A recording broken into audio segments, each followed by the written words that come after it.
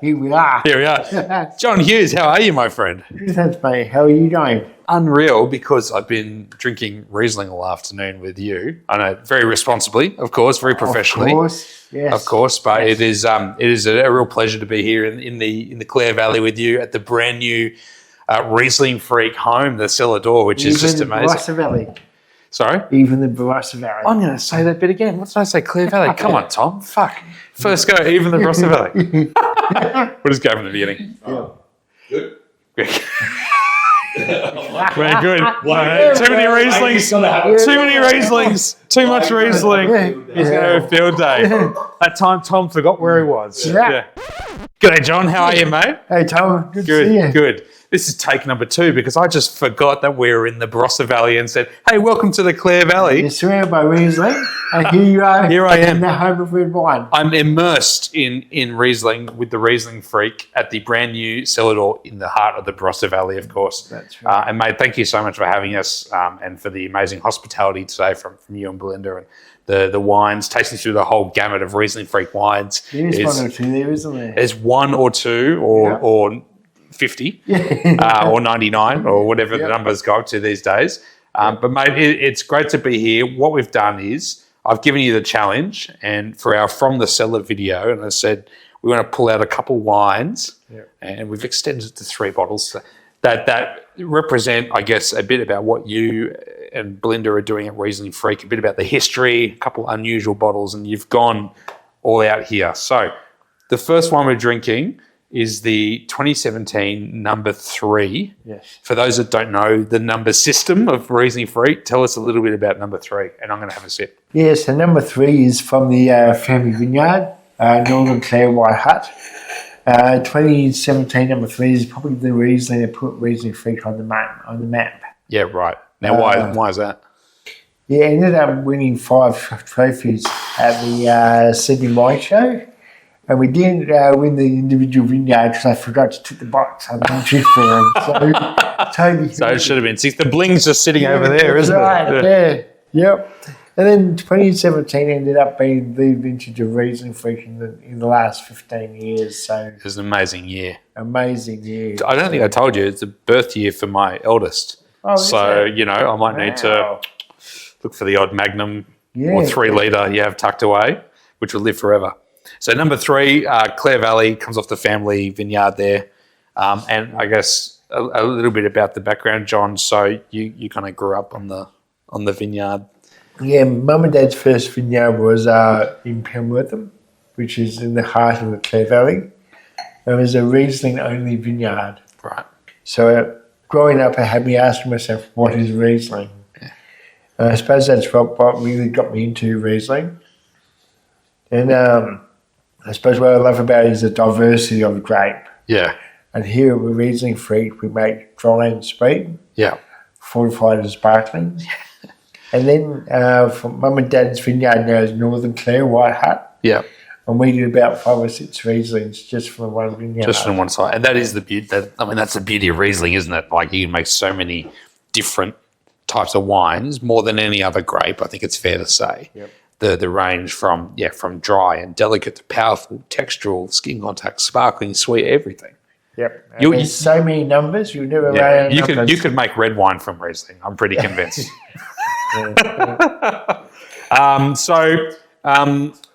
Beautiful thing about Riesling is obviously its ageability, like one of the amazing things. Like this just looks still so fresh though. Like 17 was a pretty cool vintage. 17 was a really cool vintage and a really wet spring. And I remember September 16, there was not much water in the vineyards. You couldn't see the top of the vine for water. There was that much water in the vineyards over in South Australia. Yeah. And I always say, bigger the berry, the better the Riesling. And in 17, we had berries the size of large marbles. Wow. And I felt a bit silly. I rang the media up after our first crush and said, this is one of the best vintages ever. Yep. And then I just cringed afterwards. What did I just do? And then luckily it was justified with many awards that year. And every year since has been the best vintage. So no, I'm just joking. I reckon 25 would be the best. 25 will be the best. It looks amazing. It's still so almost delicate and fresh, isn't it? Young and fresh. And we've done it many times, but you put 17 Riesling in the lineup, and it always looks like the second youngest still. And what is it now? 7 years old. Yeah. I was kind of hoping to see some development or something, So Yeah. it still looks so fresh and so tight, so long to live. Yeah. If you were to guess, how long would you say that? Whereas will seeing age that now, it was 7 years old, you would give it another 20 years, easy enough. Wild. That's for sure. Wild. And the number 3, I mean, the other thing about the 3, and I'd say as well, the number 4 and the number 5 for that matter, is just the ridiculous value that they deliver as well. Yes. Is that a product of the fact that you have your own vineyards there? Is it the way the wines are produced? Is it a philosophical thing? Like these wines are sitting on the shelf at $25 a bottle. They're great value. We at Rieslingfreak like to do people value for money. So we love every label has 100% of our energies in it. Every label represents Rieslingfreak in some way. But at the same time, we acknowledge our Rieslings need to be in the glass, and to drink them in the glass, they need to be value for money. Yeah. Well, that's extraordinary. Yep. So it's funny, we were saying before, but we always tussle each year between the 3, the 4, and the 5 in terms of, and so 4 being Eden Valley, 5 being off dry Riesling from the same vineyard, in terms of the Riesling that's most popular amongst our customers, and it jumps every year. It's always those 3 that are out in front because I think the value, but the one year it'll be 3, then 5, then 4. It's really interesting. And it's incredible. Like we try and pick what is the front runner by sitting here each year, but we can't. Yeah. Every state's different. Every shop is different. What do you reckon in 24? 24 for me. I reckon I would go Eden Valley. Number 4. I reckon don't tell my old man about that. That's for sure. I reckon can we restrict that in YouTube so he just doesn't restrict an IP or something? I don't think he's on YouTube. He'll be fine. So the number, I agree with you though. Actually, the 4 is just showing a little bit more up front than the 3, 24. Yeah. For me, the number 5, I just love the number 5 with that little bit of residual, just to glug, great with food, amazing. As I said, when we were tasting through the 24s, the sweet Rieslings 5 and 8 are always my favourite.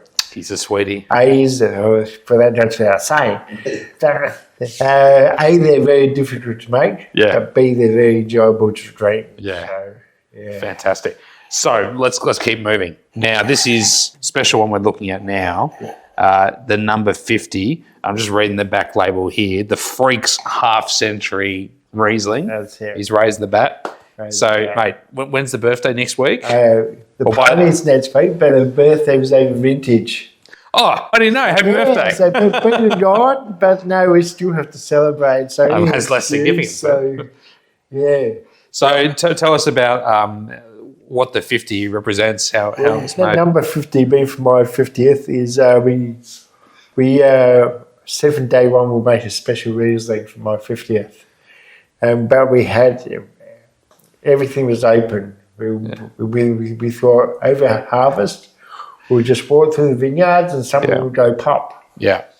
And as it happens this year for the number 1, it came from Mum and Dad's vineyard. Mum and Dad's vineyard, the number 3 vineyard, just shone this year. And so we did the number 1, which is all hand-picked. Yeah. Bunch selected, hand-picked, and wild fermented in oak. And we picked double the amount. We did half in stainless steel for number 50, and half in the oak for number 1. And for me, this is all about the purity of the vineyard and the purity of Riesling. And you were saying before that it's a bunch selection too. So just what are you looking for within those bunches?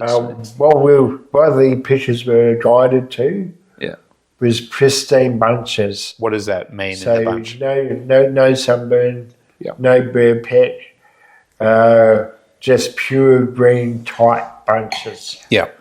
And for us, it's all about acid and purity. And when you're walking down the rows and you're picking that, is that like every second bunch? Is it every 10th bunch? Like, what do you reckon? You would normally find a handful of bunches per vine. Yep.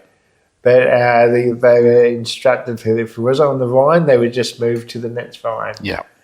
And it was really fun to pick. So, yeah. Purity is the first thing that comes to mind with that. It's just the like laser-like kind of acid and minerality and length. Like, it's quite special. Oh, thank you. No, we're really proud. I've done 28 3 litres with these two. So, yeah. Just to have a bit of fun. 28 3 litre. So we did the different drop birthday party last year, and John rocked up with Belinda, arrived, and he's like, "Oh, I've got something I want to show you." He pulls out this bazooka of a Riesling bottle. Yeah. Was that the 3 litre? 3 litre, yeah, for sure. Yeah, you were popular that day. It was a hot day too. Hot day, yeah. And it was just that was the hydration station, I think. It's just the yeah. Yep. You need some water. Here, come get a bit of Riesling. Bit of top up, yep. I love it. Yep. But no, this is definitely one of the best Rieslings I think we've ever made. This 50, everything I wanted it to be. That's great, mate. You mentioned we. Obviously, it's you and also the Freakette. Yes. As the self-proclaimed Freakette, Belinda. Yep. So, how long now has Belinda been actually involved with the winemaking? Yeah. Belinda's she came on board officially into the 21 vintage. Yeah. But she's been with on my side since the 17 vintage. Yeah. So, and I mean, amazing just tasting now with all of you. And I mean, her knowledge and experience with these sites and these wines is pretty clear, like sharp as a tack, and all the details about the little intricate differences between the vineyards and what you're trying to do with the wines. It must be amazing to be able to do that together. And like for me, it's having Belinda on board. It's just having that other person there to look at what you're doing, to question what you're doing. Yeah. And I just feel the pair of us just make a really, really good winemaking couple. Yeah. And I think Belinda's experience in corporate land has just been able to lift our Rieslings that a bit further. Yeah, so, and I think that's fair to say the last few years they've gone to another level again, which is just amazing. Like just the detail and purity of the wines is incredible. Yep. Is that what's the kind of regime with the wine making? So, I mean, Riesling can be simpler in some respects, but obviously there's a lot of... Riesling can be simpler, but Riesling's also something you can't hide behind. When you mess up, if you mess up with Riesling, you can't hide behind that. Whereas when we play with bolder wines like reds or Chardonnays or something, there's always that opportunity to... to mask the edges with oak and things like that. That's right. And so one thing we do with Rieslingfreak, which not many people do with Riesling now, is we use a crush and drain system. Right. So a lot of people press their grapes, take off the juice and make Riesling. What we do different is that we crush and drain, just taking off the free run juice. Yeah. And my theory of doing this is that TDN or petrol character you often get from Rieslings comes from the skin. Yeah. So by doing this, we're getting less juice per tonne. Yeah. But for me, we've been doing this since 17. Yeah.